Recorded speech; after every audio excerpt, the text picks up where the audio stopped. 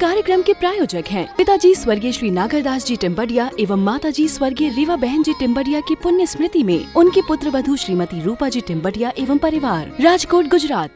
10 लक्षण महापर्व का ये परम मांगलिक प्रसंग न चल रहा है। सायंकालीन व्याख्यान में अभी का अपना ये दूसरा व्याख्यान उत्तम मार्दव धर्म के संदर्भ में अपने को थोड़ी बहुत चर्चा करनी है। क्रोध के अभाव का नाम उत्तम क्षमा और मान के अभाव का नाम उत्तम मार्दव। आप जानते हैं मनुष्य गति में मान कषाय की मुख्यता है। चारों गतियों में एक एक कषाय की मुख्यता बतलाई है। नरक में क्रोध की मुख्यता है, मनुष्यों में मान की मुख्यता है। तिर्यंच गति के जीवों में मायाचार की मुख्यता है और देव गति के जीवों में लोभ कषाय की मुख्यता है। माने ये मान कषाय के अभाव की चर्चा या मान की चर्चा या मार्दव धर्म की चर्चा मुख्य रूप से मनुष्य गति के जीवों के लिए है, माने हमारे लिए है। श्रीमद राजचंद्र जी ने तो यहाँ तक कह दिया कि यदि मनुष्य गति के जीवों में मान नहीं होता या इस जीव के मान नहीं होता तो यही मोक्ष होता। माने मान का अभाव तो मोक्ष। क्या चीज है ये मान, कैसे करता है ये जीव घमंड। हम लोग ध्यानत राय जी की पूजन सभी लोग करते हैं, 10 लक्षण पूजन। इसमें उत्तम मार्दव धर्म का जो अर्घ है, सुबह हम लोगों ने बोला भी था, उसके आधार पर हम यहाँ थोड़ी बहुत चर्चा करते हैं। देखिए, जिनको याद हो वे सब बोले साथ में। मान महाविष रूप करहि नीच गति जगत में, कोमल सुधा अनूप सुख पावे प्राणी सदा। क्या कह दिया? मान महाविष रूप। मान कैसा है? जहर है मान। कैसा जहर है कि विष नहीं, महाविष। देखो, एक तो होता है जहर और ये जहर नहीं है, ये तो महाजहर है। कि क्यों भैया, ऐसी क्या बात है कि मान करते हुए इस जीव को लगता नहीं है कि मैं कुछ गलत काम कर रहा हूं, इसलिए मीठे जहर के समान है। एक तो जहर ऐसा कि जो कड़वा हो, जिसको खाने से व्यक्ति बचना चाहे। ये जहर ऐसा कि जो खाने में तो अच्छा लगता है लेकिन फल आएगा इसका बहुत खराब। करहि नीच गति जगत में, यदि मान किया जाएगा, घमंड किया जाएगा तो उसका फल क्या होगा?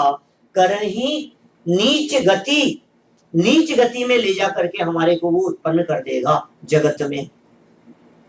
करहि नीच गति जगत में। दूसरा एक अर्थ और इन पंक्तियों का होता है कि जो लोग मान करते हैं, वे ऐसा न समझे कि हम कोई बहुत अच्छे हैं, वो वास्तव में नीच गति वाले हैं। क्योंकि नीच गति वाले लोग घमंड किया करते हैं। घमंड करना ये उच्च गोत्र का काम नहीं है, ये हीन जाति कुल वालों का काम है। और जो कोमलता है, मान के अभाव में प्रकट होने वाली कोमलता, पवित्रता, मृदुता, वो मार्दव धर्म है। माने मार्दव नाम का ये धर्म, जो दूसरा धर्म है अपना, ये मान कषाय के अभाव में प्रकट होने वाला है। जो व्यक्ति इस मान के अभाव स्वरूप मार्दव धर्म को जीवन में अपनाता है, उसके लिए कहा है सुख पावे प्राणी सदा। प्राणी सदा मार्दव धर्म को अंगीकार कर सुखी हो सकता है। ये सुखी किससे मानता है? संयोगों से सुखी मानता है, वैभव से सुखी मानता है, उससे अपने आप को बड़ा समझता है। आगे की पंक्तियों में बहुत सुंदर चर्चा की है। उत्तम मार्दव गुण मन माना, मान करन को कौन ठिकाना। वस्यो निगोद माहिते आया, दमरी रोकन भाग्य बिकाया। क्या कह दिया? उत्तम मार्दव गुण मन माना। ये उत्तम मार्दव नाम का जो गुण है, ये बहुत मन को मानने जैसा है। और मान की क्या स्थिति है कि मान करण को कौन ठिकाना। मान करने का तो कोई ठिकाना नहीं है। क्या पता कौन सी बात पर कब किस व्यक्ति को मान खड़ा हो जाए। हमने इतना सा कह दिया कि आपका कुर्ता तो बहुत अच्छा लग रहा है, हमने इतना सा कहा कि आपकी मुस्कान तो बहुत अच्छी है, बोलो कुछ भी कोई ठिकाना नहीं है। हमने कहा आपके दांत तो मोतियों जैसे चमक रहे हैं। बोलो एक वाक्य किसी के माध्यम से कुछ कह दिया गया और इसको घमंड हो गया प्रवचन की, और कुछ बात याद रहे या न रहे, लेकिन ये जरूर याद रहेगा कि मेरे को कुर्ता बहुत अच्छा कहा था। बोलो ये कोई ठिकाना नहीं है मान करण का। क्या पता कौन सी बात को आधार बना करके हमारे मन में मान खड़ा हो जाए, अभिमान खड़ा हो जाए, कुछ भी कह दिया जाए। और इतना भी कह देते हैं ना कि साहब आपकी चप्पल तो बहुत अच्छी है। चप्पल की तारीफ कर रहे हैं, समझता है मेरी तारीफ हो रही है। चश्मे की तारीफ करी, ये समझता है मेरी तारीफ हो रही है। कपड़ों की तारीफ करी, समझता है मेरी तारीफ हो रही है। इसका कोई ठिकाना नहीं है। ये कह रहे हैं संयोगों के आधार पर तो अपने आप को बड़ा मानने की चेष्टा करता है। ये संयोग स्थिर नहीं है, ये परमानेंट रहने वाले नहीं है। आज अनुकूल दिखाई देने वाले संयोग परमानेंट नहीं रहेंगे, प्रतिकूल दिखने वाले संयोग भी परमानेंट नहीं रहते हैं। संयोगों का तो स्वरूप ही आना और चले जाना है। जो वस्तु हमारे को मिली है वो वस्तु रहेगी नहीं। इस मान के संदर्भ में आचार्यों ने कहा है 8 वस्तुओं के आधार से मान खड़ा होता है। हवा में नहीं होता मान। मान कैसे होता है बोलो? निंदा करने से क्रोध उत्पन्न होता है और प्रशंसा करने से मान उत्पन्न होता है। क्रोध के कारण बनते हैं निंदा करने वाले और मान के कारण बनते हैं प्रशंसा करने वाले। निंदा करने वाले लोग पीठ पीछे करते हैं और प्रशंसा करने वाले सामने करते हैं। निंदा करने वाले शत्रु होते हैं और प्रशंसा करने वाले मित्र होते हैं। तो जो शत्रु होते हैं वे क्रोध में निमित्त बनते हैं और जो मित्र होते हैं वे मान में निमित्त बनते हैं। ये सोचता है कितना अच्छा है, ये तो मेरा मित्र है, ये मेरी प्रशंसा करता है। ये जीव अपनी प्रशंसा सुनना चाहता है, लेकिन भाई साहब ये मान कषाय है जो करे ही नीच गति जगत में, हीन गति में ले जाकर के उत्पन्न कर देगी। किस किस चीज का अभिमान नहीं कर लेता है ये जीव। छोटी छोटी सी बातों में तन का, धन का, बल का। 8 प्रकार के मद की चर्चा की रत्नकरण श्रावकाचार्य के 25 नंबर श्लोक में। ज्ञानम पूजा कुलम जाति बलम वृद्धि तपोवपु अष्टावाश्यत्य मानित्यम स्मय माहुर्गत स्मयः। जिनका मान चला गया है ऐसे मान रहित अरहंत परमात्माओं ने मान को 8 वस्तुओं के आश्रय से होने वाला बताया। धन के हमें ऐसे लगता है कि साहब घमंड तो उन्हीं लोगों को होगा जिनके पास में बहुत पैसा होगा। ऐसा लगता है ना। घमंड किसको होगा सुधीर जी साहब? तो उनको होगा जिनके पास में मिलियंस बिलियंस, जिनके पास में बहुत हैं, अनाप शनाप, उनको होगा घमंड। गरीबों को थोड़ी ना घमंड हो सकता है। क्या लगता है आपको? गरीबों को भी घमंड होता है क्या? होता है। गरीबों को किस बात का घमंड? देखो अभिमान के लिए वस्तुओं की अधिकता ही नहीं चाहिए। वस्तु के आधार से अपने आप को बड़ा माने तो अभिमान है। देखने पे मोटे मोटे तौर पर, सामान्य तौर पर अपन चर्चा करते हैं तो ऐसे लगता है धन का मद धन वालों को होता होगा, रूप का मद जो बहुत सुंदर होते होंगे उनको रूप का मद होता होगा, बल का मद तो उनको होता होगा जिनकी शारीरिक सामर्थ्य बहुत ज्यादा है, तप का मद तो तपस्वियों को होता होगा और ज्ञान का मद ज्ञानियों को होता होगा। नहीं, ज्ञानियों को तो नहीं होता। ज्ञान मद किसको होता है? अज्ञानियों को। ज्ञानियों को तो कोई मद होता ही नहीं है। घमंड तो अज्ञानियों को होता है, ज्ञानियों को नहीं होता। इसका मतलब जब ज्ञान मद अज्ञानियों को हो सकता है तो धन मद निर्धनों को क्यों नहीं हो सकता है? क्या? जब बल का मद निर्बलों को क्यों नहीं हो सकता है? जब ज्ञान का मद हमने अज्ञानियों की कह दिया है तो हो सकता है। भाई साहब क्यों नहीं हो सकता है? अभिमान और दीनता ये दोनों ही मान के प्रकार है। मान में झुकता है ये जीव, मान में अकड़ करके चलता है, अभिमानी अकड़ करके चलता है, और जो दीन होता है उसकी गर्दन आगे झुकी रहती है। कोमलता दोनों में नहीं है। सहज स्वाभाविक सरलता वो दोनों में नहीं है। एक पीछे की तरफ झुक रहा है, एक आगे की तरफ झुक रहा है, लेकिन दोनों ही मान के प्रकार हैं। छोटे बड़े की भावना ही मान का आधार है। स्थिर रहेगा क्या? कितने कितने वैभव संपन्न लोग अपने वैसे दिखते हैं जो कभी वैभव संपन्न थे और आज कुछ नहीं रहा उनके पास में। रोज देखते हैं अपन, ऐसी घटनाएं घटती हुई दिखाई देती है। पुराणों में प्रथमानुग युग उठा करके देखें तो राजा महाराजाओं के जीवन में आने वाले उतार चढ़ाव, जन्म कहाँ हुआ, राज्य करने लगे, मरण कहाँ हो गया, दिखती है ऐसी घटनाएं। जन्म समय नहीं मंगल जाके, मरण समय नहीं रोवन हारे, तीन खंड के चक्री ऐसे। जानते हैं नाम? Quiz time. बच्चों का कार्यक्रम था अभी, बच्चों का नहीं, अपने को ही पता होना चाहिए कौन है ऐसे। जन्म समय नहीं मंगल जाके, मरण समय नहीं रोवन हारे, तीन खंड के चक्री ऐसे। नारायण श्री कृष्ण जन्म कहाँ हुआ उनका? जेल में। बोलो, जेल में जन्म हुआ। कोई मंगल गाने वाला नहीं, कोई प्रशंसा करने वाला नहीं, कोई बधाई देने वाला नहीं, कोई तालियां बजाने वाला नहीं, कोई कहने वाला नहीं कि बधाई हो आपको। क्या कैसी स्थिति लगती है अपने को। ऐसी जगह तो जन्म हुआ उनका। और जीवन कहाँ बिताया उन्होंने? तीन खंड के अधिपति थे, दो म्लेच्छ खंड और एक आर्य खंड। तीन खंड के शासक थे, हजारों रानियां थी, राजपाट सा लंबा चौड़ा। और मरण कहाँ हुआ उनका? मरण समय नहीं रोवन हारे। जंगल में ऐसी जगह पर मरण हुआ जहां कोई पानी पिलाने वाला नहीं था। पानी पानी करते हुए तड़पते हुए रह गए। पानी लेने के लिए गए थे उनके भाई, और एक तीर के लगत कृष्ण की विनष्ट गई काया। अपने साथ में नहीं हो सकता है ऐसा। दुनिया के लोग तो मरते हैं और हमें ऐसे लगता है कि हम तो अमर हैं। वो मर गए, वो मर गए, वो चले गए, हम तो अमर हैं। मतलब जोड़ने के अंदर नहीं लगे हुए हैं हम लोग सब। ऐसा नहीं लगता है हमारे को कि उसको भोगने की तो फुर्सत ही नहीं मिलेगी हमारे को। फुर्सत है कहाँ हमारे पास में? फुर्सत मिलती कहाँ है हमारे को? जोड़ने में ही लगा रहता है। ये धन परमानेंट नहीं है, ये राजपाट परमानेंट नहीं है, ये महल मकान परमानेंट रहने वाले नहीं है। सब जानते हैं इस बात को। जानते हैं कि नहीं? मुझे याद आती है एक उसकी घटना।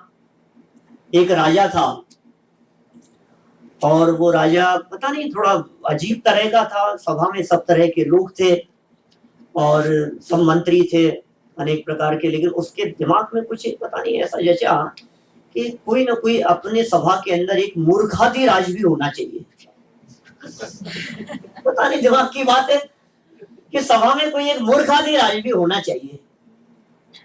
ठीक है, अब राजा को मन हो गया, सभा में ऐलान किया उसने, तलाश की गई और एक मूर्खादि राज को बुलाकर उसके गले में पट्टा डाल दिया गया। बाकायदा उसकी पोस्ट रखी गई और वो वहां सिंहासन पर राज दरबार में बैठता था, मंत्रियों के साथ में, सेनापति के साथ में, सब लोग, राजा के जो और 9 रत्न थे उन सब के साथ में वो भी वहां बराबर में बैठा करता था। तो बीच बीच में हंसी मजाक की कुछ बातें करता था, तो लोगों का एंटरटेनमेंट होता था।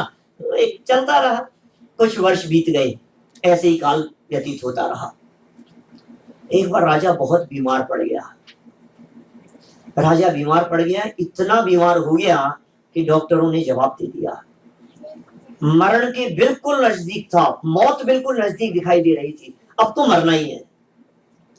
बिस्तरों से नीचे उनको लेटा दिया गया।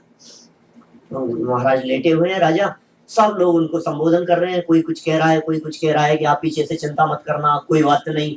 सब अपनी अपनी तरह से उनको समझाने की बात कर रहे हैं। आप आकुलता मत करो, आप घबराओ मत, सब ठीक हो जाएगा, और पीछे की ज्यादा चिंता मत करो आप। अब ये खड़ा खड़ा महामूर्ख देख रहा है, वहां मूर्ख आदमी रहा है। उसको लग रहा है कि क्या पता ये लोग सब कुछ ना कुछ कह रहे हैं। तो उसका भी कुछ मन हुआ राजा से कहने का। तो उसने भी राजा से कहा, महाराज मुझे ऐसे लगता है आप शायद कहीं जाने की तैयारी कर रहे हैं। सब ऐसी तरह की बातें कर रहे थे कि पीछे से, तो इसका आप कहीं जाने की तैयारी कर रहे हैं। तो राजा ने भी कहा कि हाँ जा तो रहे। कि कहाँ जा रहे हो? कि लंबी यात्रा पर जा रहे हैं। तो महाराज यदि लंबी यात्रा पर जा रहे हो तो उठो, तैयारी करो। ऐसे आप लेटे हुए हो, सामान वामान, कहाँ जा रहे हैं आप सब? बोले नहीं नहीं, सामान की जरूरत नहीं है, वहां कोई तैयारी की जरूरत नहीं है, बिना तैयारी के ही। तो महाराज फिर रानियां वगैरह सब तैयार हो जाए आपके साथ में जाने के लिए? कि नहीं नहीं, वहां रानियों को जाने की परमिशन नहीं है। तो महाराज कोई आपके सिपाही वगैरह या आपके नौकर चाकर वगैरह सबको तैयार कर ले में कि नहीं नहीं वहां वो भी साथ में नहीं जा सकते हैं। क्या बात कर रहे हो महाराज आप, कोई नहीं जाएगा साथ में? कि नहीं नहीं कोई नहीं जाएगा। तो महाराज फिर कुछ पैकिंग वैकिंग तो कर लेते, जितना धन है थोड़ा बहुत सब साथ में रख लेते, लंबी यात्रा पर जा रहे हैं आप। कि नहीं नहीं वहां वो भी साथ में नहीं ले जाया जाता। तो फिर महाराज आप लौटोगे कब?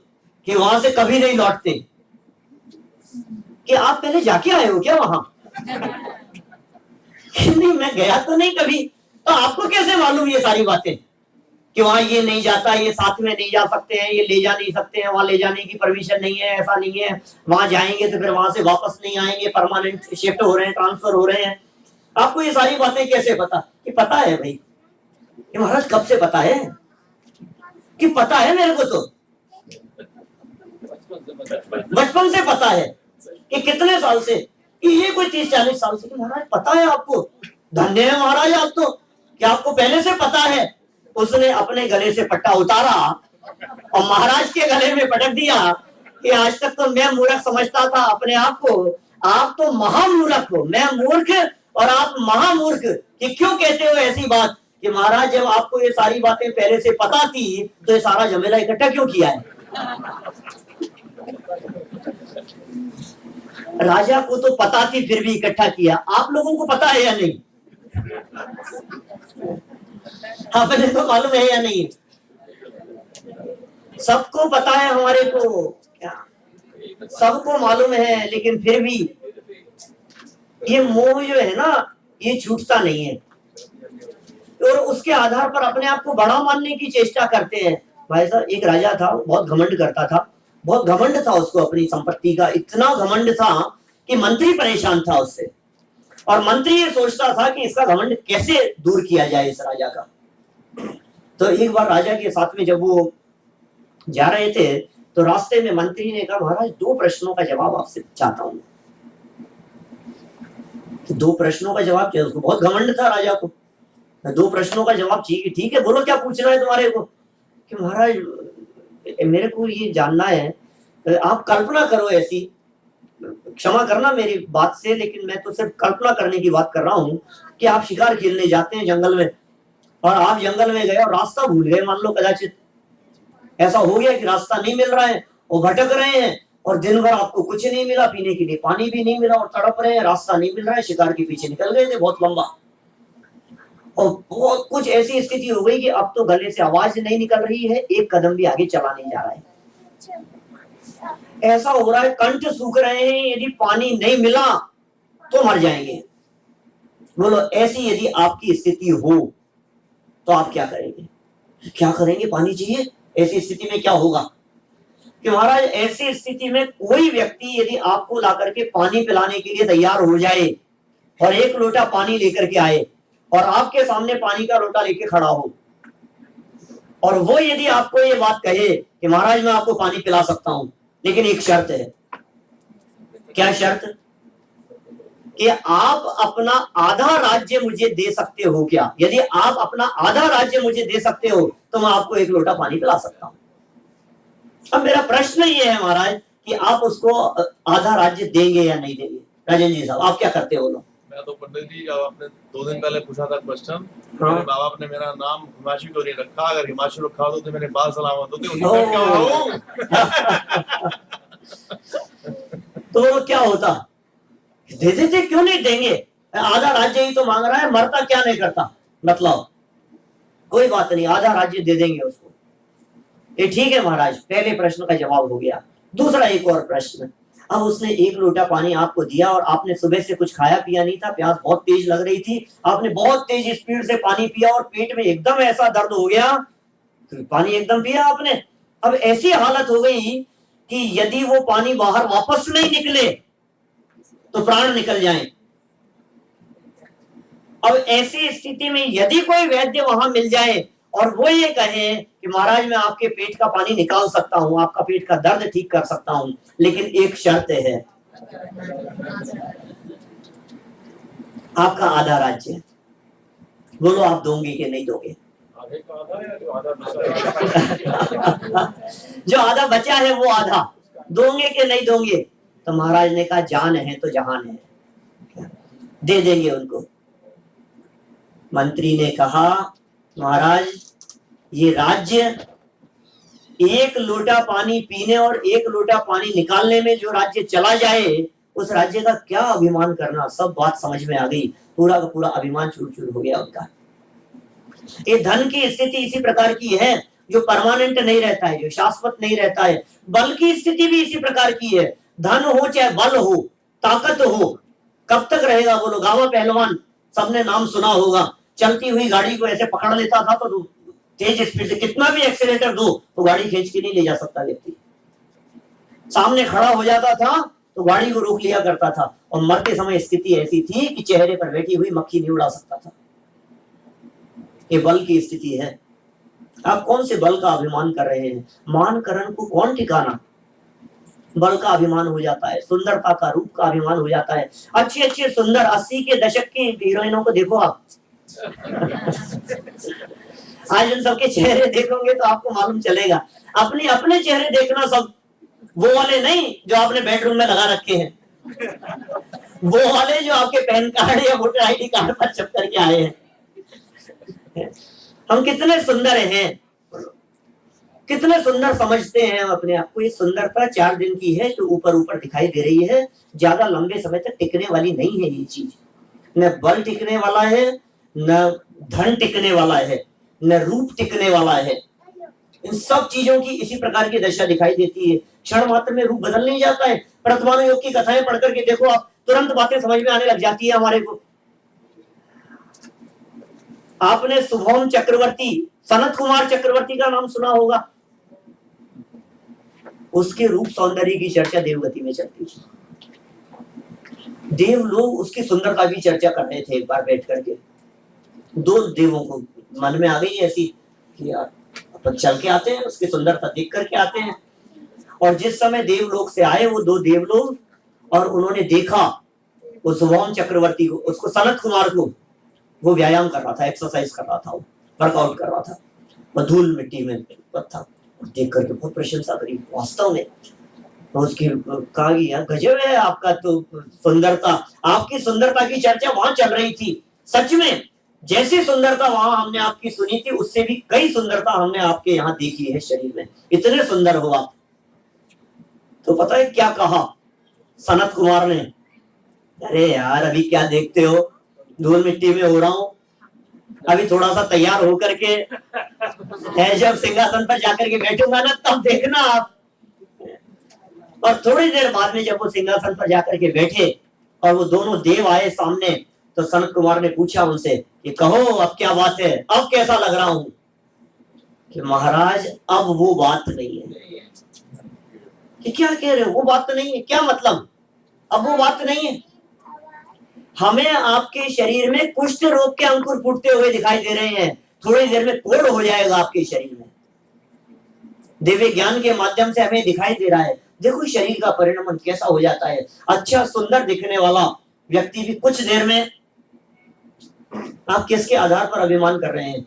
ज्ञान का अभिमान, कुछ दम नहीं है ज्ञान के अभिमान में। क्षोभशम ज्ञान है, सर पे एक चोट पड़ती है और दिमाग अपसेट हो जाता है, पागल हो जाता है व्यक्ति। अच्छा भला समझदार व्यक्ति पागल हो जाता है।